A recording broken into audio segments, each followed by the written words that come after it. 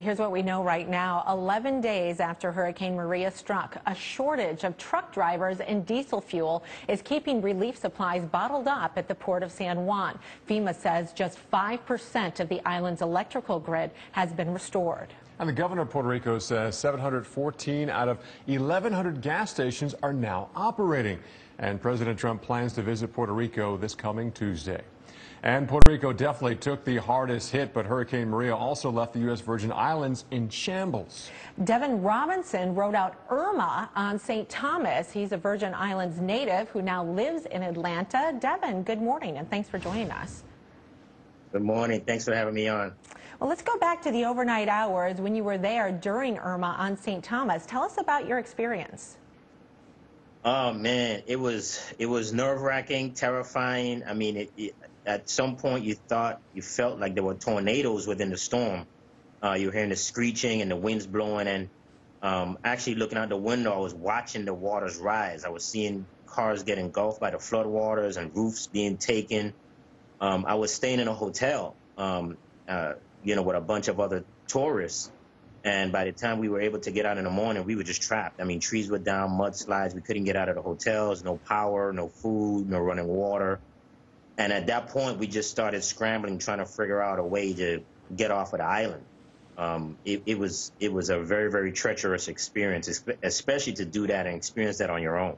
And Devin, you were showing some of the pictures. You took a slew of photos on St. Thomas of the damage. Talk about what you saw, and what was the most remarkable thing that really stuck out in your mind? Well, yeah, the morning that I got up, I started to walk because the roads weren't drivable, so you couldn't really drive anywhere. And I started to try to walk to get to my family's house. And there were two things that really struck out at me. There was one lady that lost her life in a storm, and she was laying in the backside of her building because of the storm windows sucked her out.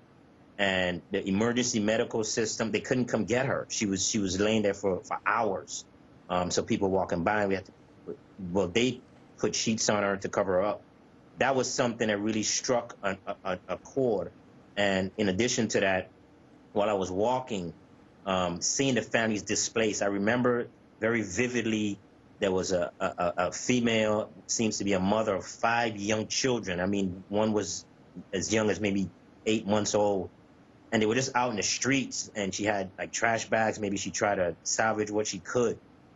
And just walking by, seeing that experience and really getting a dose of reality now that the sun came up and you could really look and see the damage that Irma caused, that I can't even explain what it feels like, almost like a bomb was dropped on the islands, or we just woke up from 1 minute being a civilized sovereign nation to feeling like we're in a third world country. Devin, that really strikes. How were you able to get out? Well, what happened was there were two cruise ships. One was chartered by Marriott and Ritz-Carlton, and the other one, Norwegian Cruise Line, came in to get all the tourists out. And because I was there for a conference, I was staying at a hotel. The hotels were sending names in for people that were allowed to get out. And I just went to the cruise ship. I was there stuck for about 11 days before I could get out. And I went there and just tried to get on the boat. And eventually they let me on. And we cruised for about 4 days before we got to Miami. And that's how I made my way back to Atlanta. And Devin, real quick, would you ever ride out another hurricane on an island again? Oh no, absolutely not. If you have a choice, you want to try to get out of there.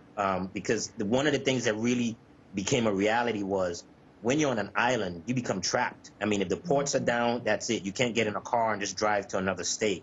You're pretty much held hostage to the storm if you're there the next day because the ports are closed. So I would suggest that if you can get out when the ports are open, because really that's what happened to me. I thought I would be able to get out maybe 2 days later, not knowing the impact the storm would have, and I wound up being stuck there for 11 days instead. Wow. Devin Robinson, thank you so much for sharing your story with us this morning and your photos of the impact of Hurricane Irma there in St. Thomas. Thank you. Well, let's talk